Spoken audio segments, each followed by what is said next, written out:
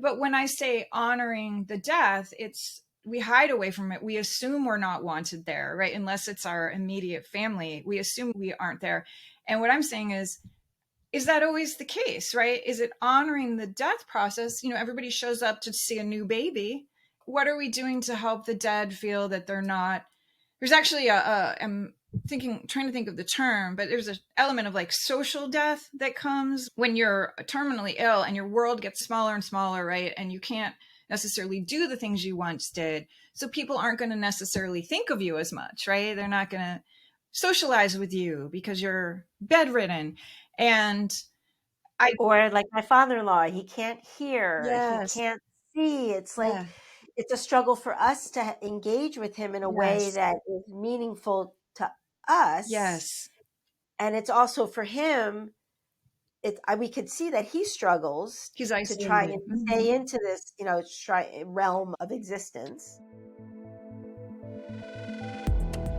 Welcome to the Digital Legacy Podcast, where we talk about death and dying in the digital age. If you ever asked, how do I protect myself and those I love if something unexpected happened to me? You're in the right place. I'm your host, Niki Weiss, and together we'll explore how to protect yourself in a world where both your physical and digital legacy leave a lasting impact.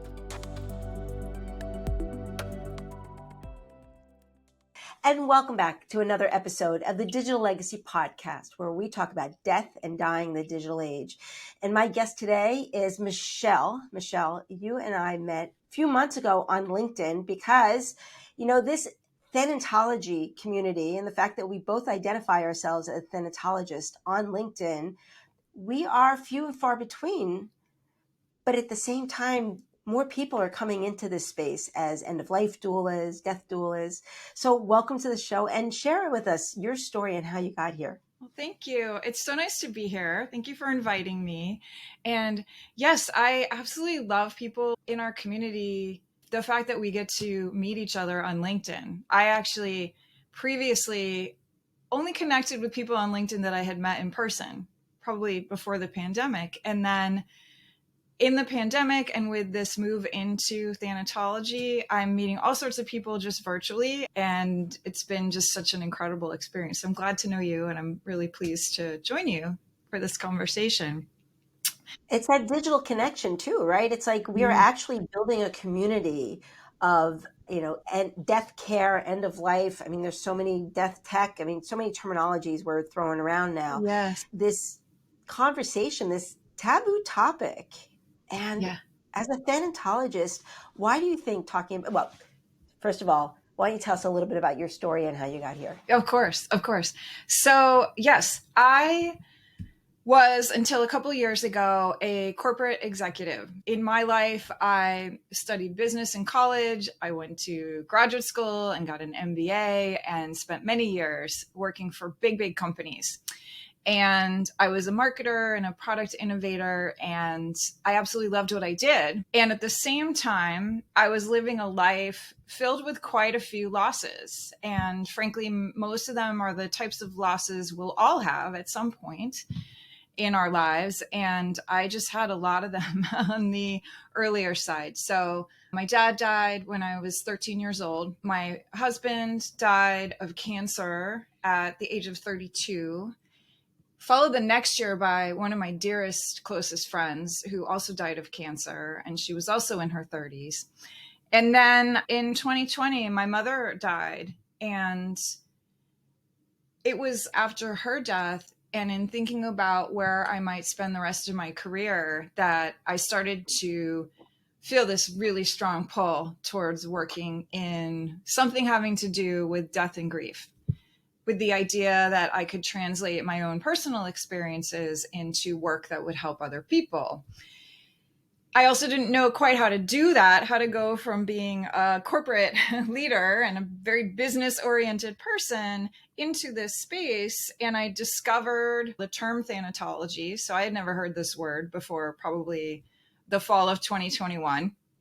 And I also learned that I could go back to school and get a Master of Science degree in the study of grief and death, explicitly grief and death. unlike other specialties you might pursue, like social work or sociology, where you study other things, obviously this degree is strictly on these subjects. And that was an immediate unlock for me.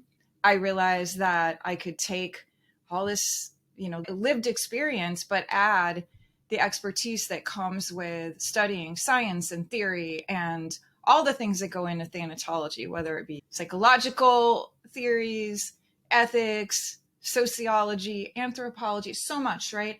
And so that's what I did. That's how I got into this space. I left my job. I went back to school. I became a student again. And since finishing that a little over a year ago, I now work in this space.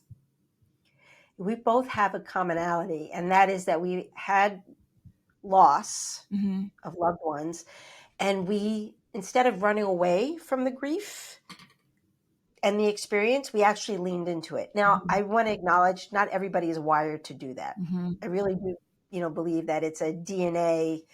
Some people are just either are wired to be caregivers or comfortable around this topic versus others. And I want to honor those that are not so comfortable. Yes. But I think for both of us, we're also on a mission. The mission is to give people the tools and education so they can become less uncomfortable. Yes. Maybe crossing into a level of comfortability or at least intrigue to be like, okay, what is under this? We're all going to die. I mean, we're all going to. It's an experience. We're either going to ourselves or witness loved ones. But how do we equip ourselves at this stage of the game? Yes. Right. And it's something that we haven't been taught. And I talk to people about this all the time through workshops and classes and other spaces where I can help educate. And I tell people, it's not your fault, right? This is just not something that we have learned about, that we know how to care for ourselves in. We don't know how to care for other people necessarily. And I'm kind of generalizing, but this is a phenomenon that's fairly recent in our society, and it's left us poorly equipped. And so a lot of people are suffering and are very uncomfortable and afraid and think they're doing it wrong, when in fact it's a very natural thing, right? Death and grief, like you said, they're universal. They're very difficult, but they are something that we're all going to experience. And why can't we be better equipped when it comes our way or comes the way of somebody that we care about? I'm curious, when you were doing your master's program in thanatology, first of all, how did you find it? So if somebody was interested in becoming or the study of, what was your research process to find the right program for you? Yes. Well, it was a short research process because there are not very many programs that offer this degree in thanatology. So at the time when I was looking into this, which was 2021, kind of fall of 2021, there was really just one program, which is at Marian University in Wisconsin.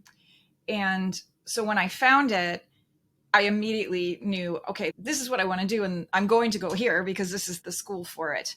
There are a couple other programs now, and there are also opportunities to study thanatology that aren't as involved as going for an accredited degree. There are other programs out there where people can learn about thanatology, can learn specific things they're interested in, like death doula work, right? But for me, I really wanted to get this Master of Science degree, and Marian was at that time the one place to do it. So it was kind of a no-brainer. It was pretty easy for me once I found it. Well, easy. I mean, it's a master's level program, Oh, right? right. The So work there's wasn't high easy. level commitment. Right. So talk to me, going the master's in thanatology route versus a certification as an end of life or death doula. Like, what was your decision process there? Yeah. So for me, I've known pretty much from the first time that I started thinking about this that I am not a hands-on practitioner, if you will. So rather than pursue something that would lead to a license to be a therapist or a social worker or kind of the qualifications to care for people one-to-one, I was more interested in gaining the credentials that allow me to work in this space, to teach, to work with businesses, to work with innovators. But I lean more towards the support of an organization or people more broadly than that really personalized one-to-one relationship that a doula is going to have with a family and a person who's dying, or a chaplain is going to have, or a social worker, right? So that for me is sort of the distinction, that I'm an expert and I work in this field, but not necessarily kind of one-to-one in an actual like death environment or therapeutic, if you will, if that makes sense. And what I do is pretty rare because the whole space is fairly new, as we know, and there aren't a lot of people trying to bridge between the business side of things and the actual work. I'm jumping in. You said, it's still mind blowing that this is new. Is it really new? I mean, if we were to go back 100, 300, 1,000 years, like we've always been dying, this whole dying process. So there's a resurgence. I get it. We're kind of taking a very natural old concept and formalizing it in a more modern sort of way. Yes. And what I think is new, because your point is really well taken, right? Death is not new. That's not new. I mean, Mother Grieving is not Teresa, new. I mean, she became popular because of her practices and with the dying. And Yes. but there's this again, The study of it. Yeah. It's the the study study. of It's it. the study of it that's newer, right? And the Is it? science and theory. It is. If you look back, I mean, certainly philosophers and others have talked about, death and grief for all time as well. But when you think about really honing expertise by psychologists and psychiatrists, that's relatively new. Kind of the first major work that happened in this space, I would say, is probably Freud. In 1917, he wrote a book on mourning and melancholia. We could talk about his thinking and how far we've come from that. But he was writing about the aspects of grief that he was trying to figure out and sort through for himself. And then it was really kind of in the mid-century where you had psychiatrists and psychologists really start to develop theory around this. So when I say relatively new, it's that the active kind of study, research, all these different ways we have now of thinking about grief from a theoretical perspective have really been developed in less than the past 100 years. So when you go to some of the No wonder we're not educated, right? The right. content has not been available. It's basically been sitting in the churches and the religious institutions. And now we're kind of thanatology, or as I see it as thanatologists, we're merging medical, anthropology, sociology, psychology, like religion, like we're bringing it all together in Yes. a way. That's right. Yeah, that's exactly it. We're bringing it forward for people. And the thing is, when we think about it, right, all this work started happening, there was work done in the 1940s and the 50s, and then you have Dr. Kubler-Ross come out with On Death and Dying, which is not really actually a grieving book, but we talk about that. But at the same time, at least as kind of a mainstream American culture, we were shrinking away from being comfortable with death and seeing death happen around us. And there are all these societal factors that push death away out of the home towards, something that we didn't know how to cope with or support.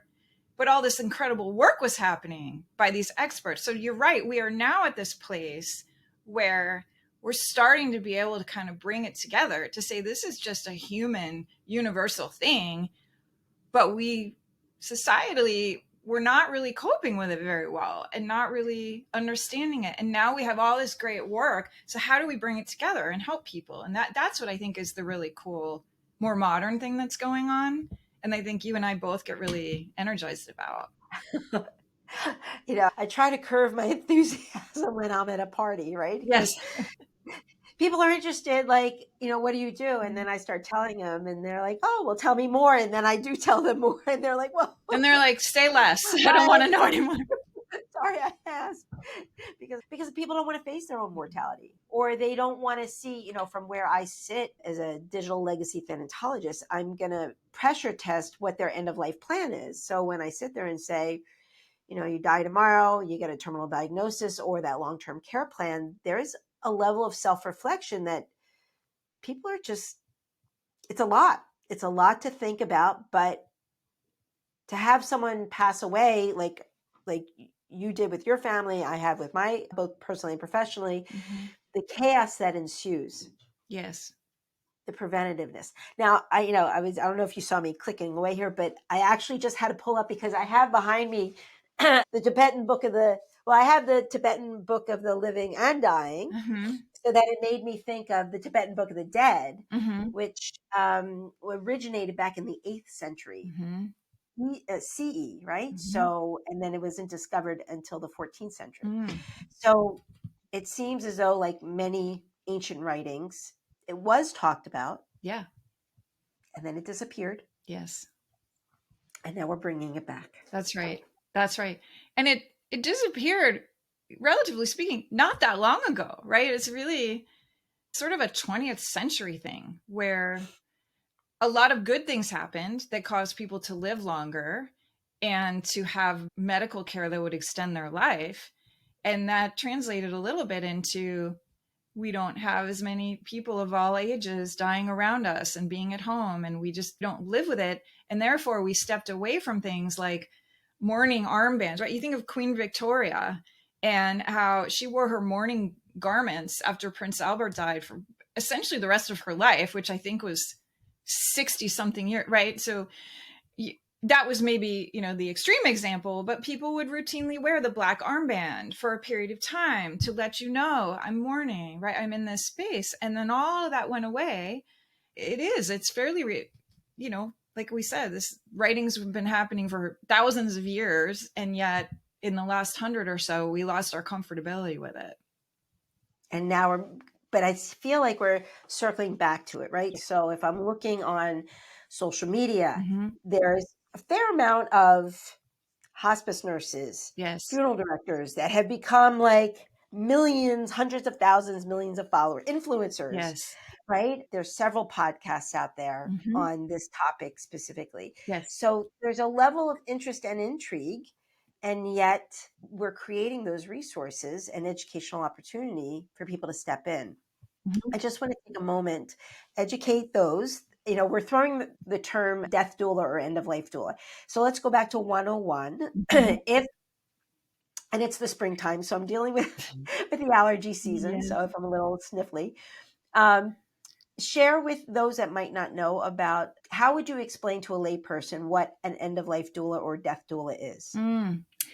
Yeah. So the most natural way that we often talk about it is, most people are familiar with birth doulas, right? So a birth doula is someone who helps with the process of bringing a life into the world. And I think about death doulas as supporting the process of a life exiting this world. So death doulas do incredible work, and it's such important work. They really companion a person and their family through being prepared for what happens at the end of life. And that's really hard, right? It's hard work. It's hard work, obviously, for the person who is dying, for their family, and for the doula, who they're generally such caring, empathetic people who just are incredibly dedicated to what they do. But they help with the preparations, right? Ensuring you have everything in order, ensuring you've worked on any resolutions that you want to bring to your life and relationship. And it's different from a hospice experience, where hospice is more of a medically oriented care that you might receive at the end of your life. This is not medical care. This is more kind of seeing you through, if you will, and trying to ease some of the difficulties that happen for those whose lives end in a more graduated process, right? Where you have that care at end of life. So there's some people doing some really incredible work here. And it is a transition that we don't necessarily honor in the way that we honor birth, right? When birth, everybody's obviously we're happy about a birth, but we also have acknowledgments and companionship in birth. And death can often be much more lonely and is not necessarily honored. So we're not going to celebrate it. Let's talk about that. Mm-hmm. So why do we feel, it's a generalization, right? But honor, right? So to honor the dead or to honor the dying process. Right. I mean, I talk about my father-in-law who's turning 95. Mm-hmm. He is in a nursing home situation. I describe it as he's being warehoused. Mm-hmm. I mean, he also is 4 hours away from us. So I feel like I can't honor his dying process. And also, there's a lot of family decisions that need to be made. And some family members are, example, not supportive of putting him on hospice where he might be hospice appropriate, Mm-hmm. or that dying natural concept. Mm-hmm. So Yeah. what does it mean to honor, to go through that honorable process of walking someone through it? Yeah, it's a great question. I think it's number one is being there. Obviously, as you described with your father-in-law, there are logistical challenges of where he's physically located, right? So it's not to say everybody should up and move to where the dying person is. But I think, it is really, it's a frightening time. It frightens people. And, I know with my husband, as I said, he was 32 when he died, and a lot of people loved him, and a lot of people would check in on him. 32. I mean, But in not, my children are 32, right? So, I mean, he's just, yeah, how old was he when he got his diagnosis? he was about to turn 28. Wow. So he lived for 4 years with, the uncertainty that comes with a really serious cancer like he had. And I don't mean to suggest at all that people did not show up for him, because he received so much support. People were checking in on him. He had a lot of love in his life. But, most people are not going to come to the deathbed. And we didn't invite them to the deathbed. So that's one thing, right? It didn't occur to me of we had his best friend there. And of course, his family was there all the time. So it's not that he didn't have his. He was young. I mean, and he was young Yeah, compared to a 95-year-old. And totally. But I don't know. This is a question I put in my head, yeah, right? yeah. And, there were a lot of people that cared about him that don't know or weren't there for what his death looked like. And, I think he probably preferred it that way. But when I say honoring the death, we hide away from it. We assume we're not wanted there, right? Unless it's our immediate family, we assume we aren't there. And what I'm saying is that always the case, right? Is it honoring the death process? Everybody shows up to see a new baby. What are we doing to help the dead feel that they're not? There's actually I'm trying to think of the term, but there's an element of like social death that comes when you're terminally ill and your world gets smaller and smaller, right? And you can't necessarily do the things you once did. So people aren't going to necessarily think of you as much, right? They're not going to socialize with you because you're bedridden. And Or like my father-in-law, he can't hear, he yes, can't see. It's like, yeah, it's a struggle for us to engage with him in a way yes, that is meaningful to us. yes. And it's also for him, we could see that he struggles He's to try isolated. and Mm-hmm. stay into this, realm of existence Yeah, when his body is so hunched over and weak. yeah, So, like you said, how do you honor? yeah. How do you help a person know? And it depends on their faculties and what they're capable of understanding. But you're here with us. You're living, right? It's like, yes, you're dying, but we're all dying. You're also living. And so I think there's this element that I wonder, and I don't have the answer to it, but it's just how do we include the dying and include them in conversation and be there in some way for what they're experiencing, because it can be very isolating. And it doesn't necessarily, being there doesn't mean sitting at the bed. It could, but I just wonder how we help them feel companioned, I guess, in what they're going through. So that's what I think of. I will say regarding the situation your father-in-law is in and many elder people are in, there's an incredible book by Atul Gawande on being mortal. You are probably, oh, you have it right there. We've got the book, and there's a workbook that Oh, goes with it. well, then you're already on it. I You're always on it. recommend that. But again, I'm a professional, so Right. but I think the conversation is what you know. So you today, Michelle, today in 2025, Mm-hmm. how would your conversation have been different with your 28-year-old husband who was just recently diagnosed? What conversations would you have had differently knowing what you know today? Mm. That's a really good question. I've thought about this a lot. And No one's ever asked you this. I don't think anyone's ever asked me this question. So it's a good one. I wonder, so when he was diagnosed, I think we had most of the discussions that you would expect of getting a diagnosis like that, which is very much around what do we want to do, right? How do we want to approach this? How do we find the right doctors? We did all of the end of life documentation. So I think most of that went the way you would expect it to be. At the end of his life, so he was a very determined, ambitious, incredible man, and he never gave up. And he was on hospice mostly at my urging, because hospice comes with support and resources that I knew we needed.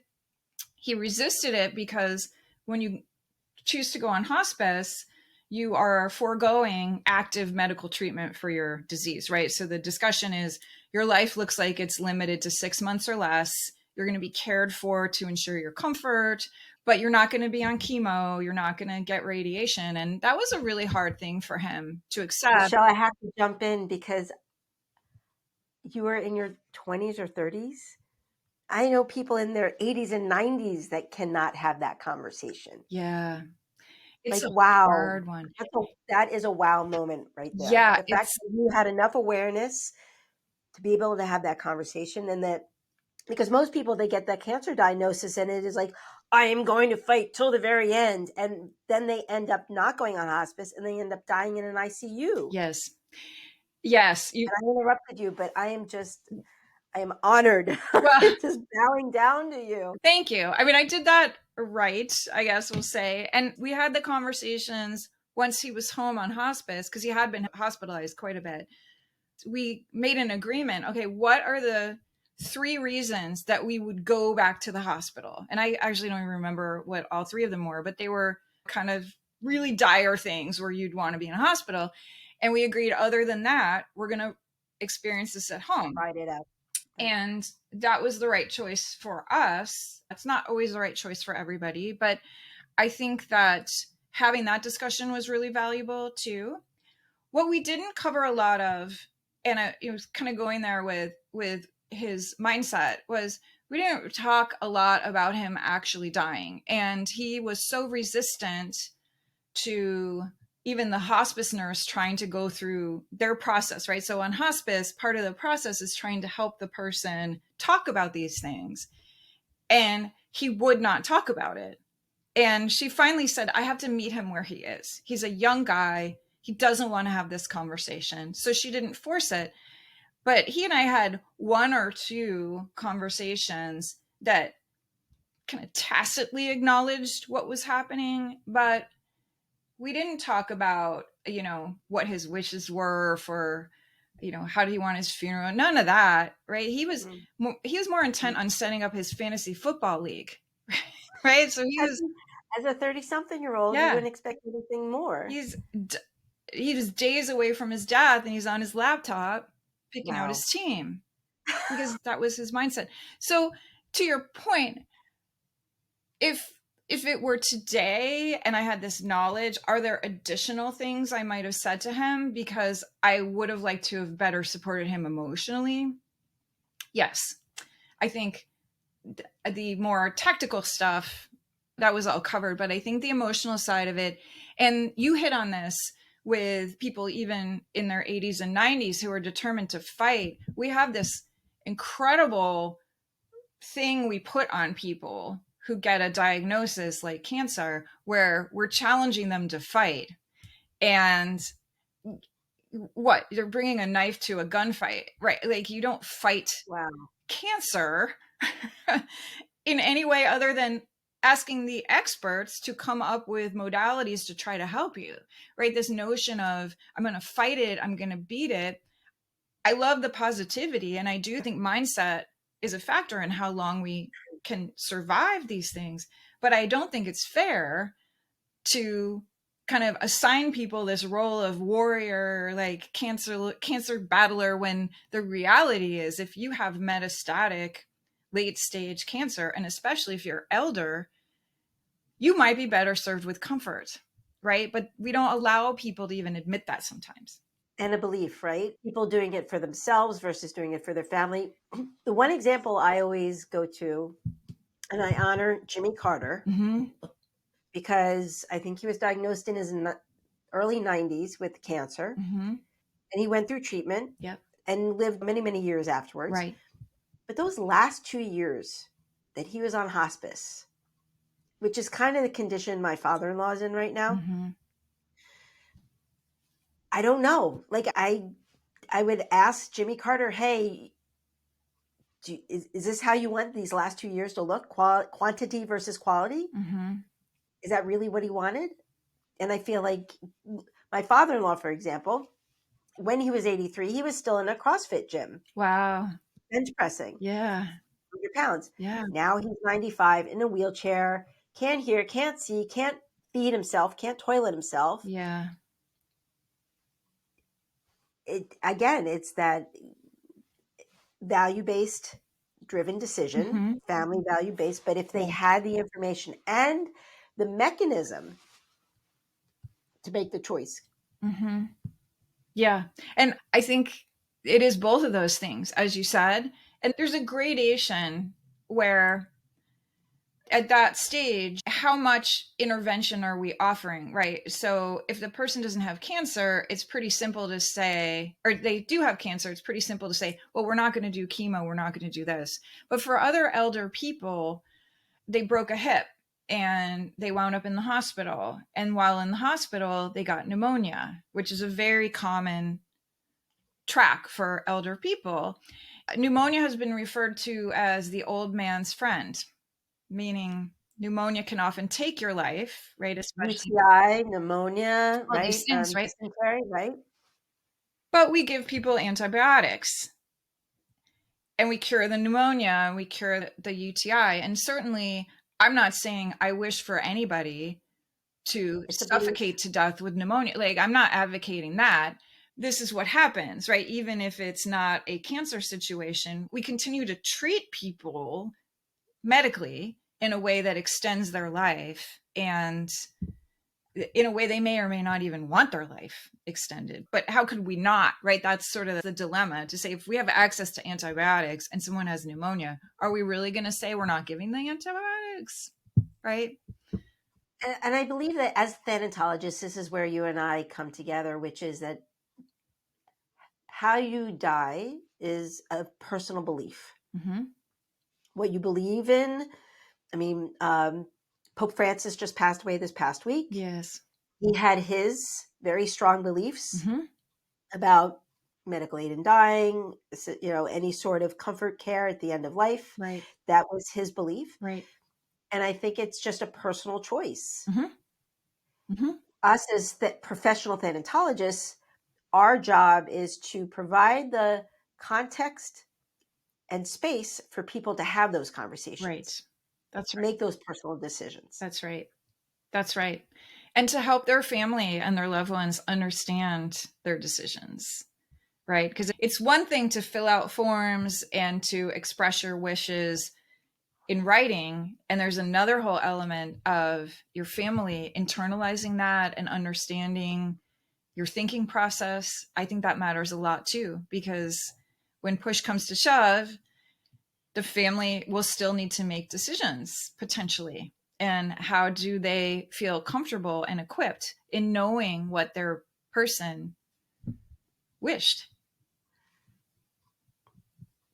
And to be able to make those choices. That's right. That's right. There's a have you seen The Pit? So The Pit is Yes, love, love, love. love the And show. they talk so, and they're so, they do a great job in talking and bringing the different scenarios of end of life into, Exactly. into the scenario, into the series. They really do. And there was one storyline of an elder father who had a do not resuscitate order, and his wishes were clear, and his adult children struggled quite a bit and overrode some of what he had expressed, right? And I thought that was very well done and very realistic, because when push comes to shove and you're faced with losing your person, it's very tempting to say, well, but let's try something. And all the more reasons why, again, where I sit, get it documented.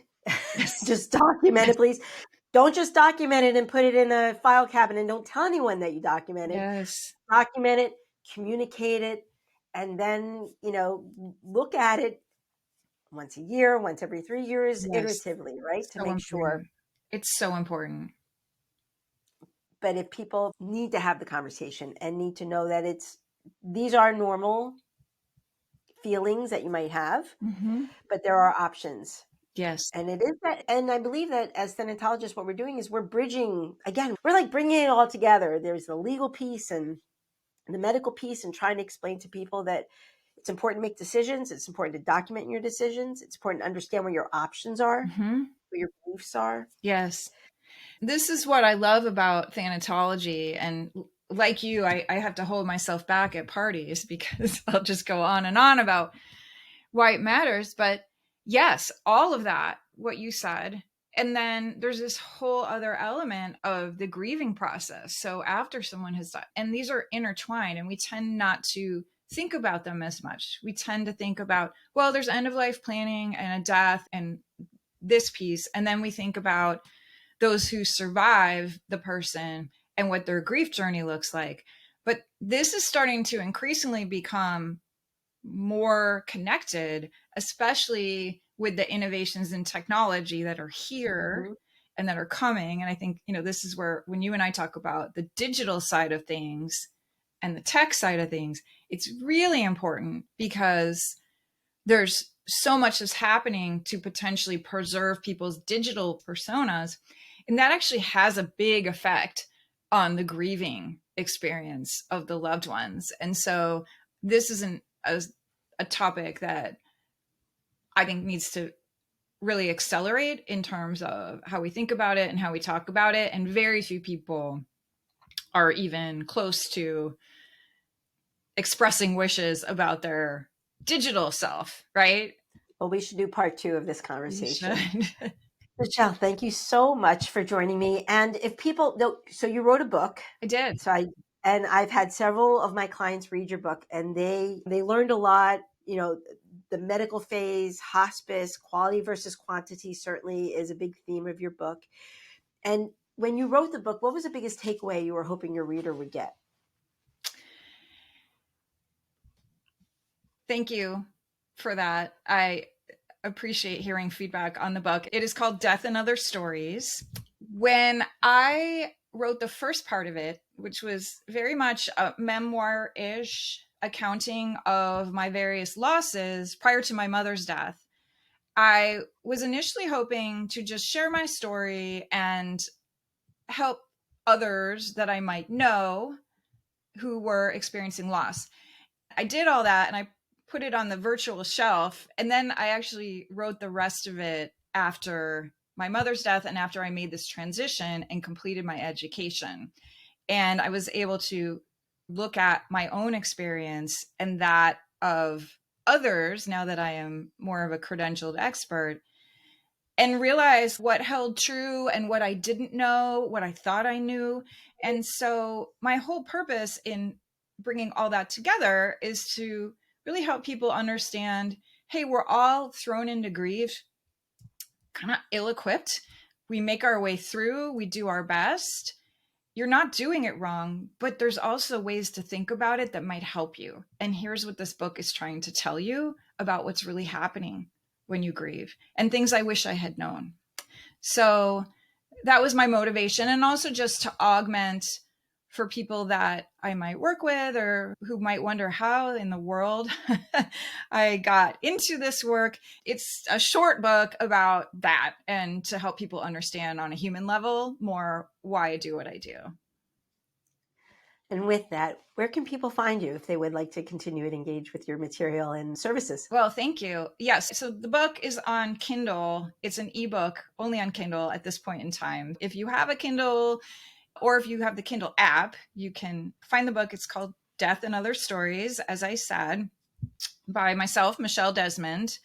I also have an Instagram called Death and Other Stories and a Substack, Death and Other Stories. So I'm very much, I feel passionate about the fact that what I'm trying to help people with is death and other things and how it affects our lives. My professional website is ongriefanddeath.com. So you can definitely find me there, learn more about the work that I do.